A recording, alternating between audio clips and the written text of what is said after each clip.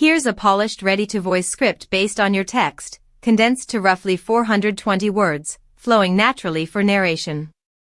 The Women's Rugby World Cup quarter-final sees England face Scotland at Ashton Gate in Bristol this Sunday. Coverage will be live on BBC One, Sports Extra 2, and the BBC Sport website and app. It has been more than a quarter of a century since Scotland last beat England.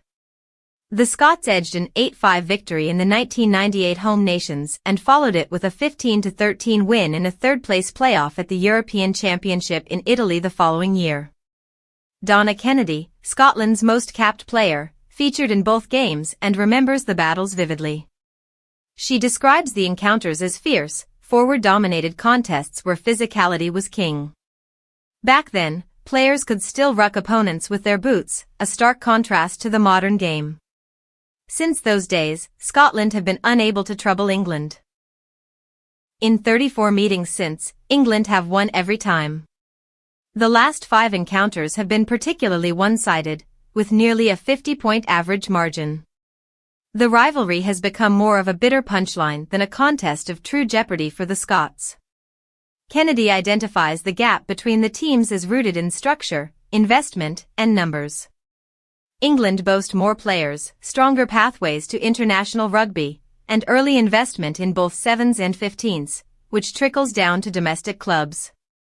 Scotland hope the Celtic Challenge, a cross-border competition launched in 2023, will provide a proving ground to rival England's system in time. Despite these challenges, Scotland have improved steadily, rising from 12th in the world rankings in 2019 to 6th now. Their World Cup campaign has been impressive, defeating Wales and Fiji and pushing Canada. Kennedy emphasizes the importance of continuity and investment in contracts, both for current players and future talent. She calls for sustained support, ensuring the progress of Scottish women's rugby is not a one-off. Kennedy will be at Ashton Gate on Sunday, cheering her side as they aim to shock the hosts. She believes in the team's mindset. No player takes the field expecting to lose, no matter the historical record.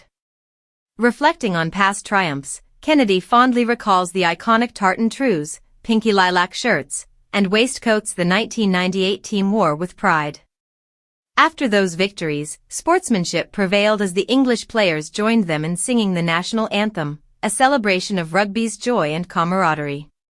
Scotland will hope for a similarly tight scoreline this Sunday, aiming to echo the history of those victories and perhaps, finally, write a new chapter in their storied rivalry with England. If you like, I can also rewrite it in a more dramatic, commentator-style tone perfect for a high-energy voiceover. Do you want me to do that?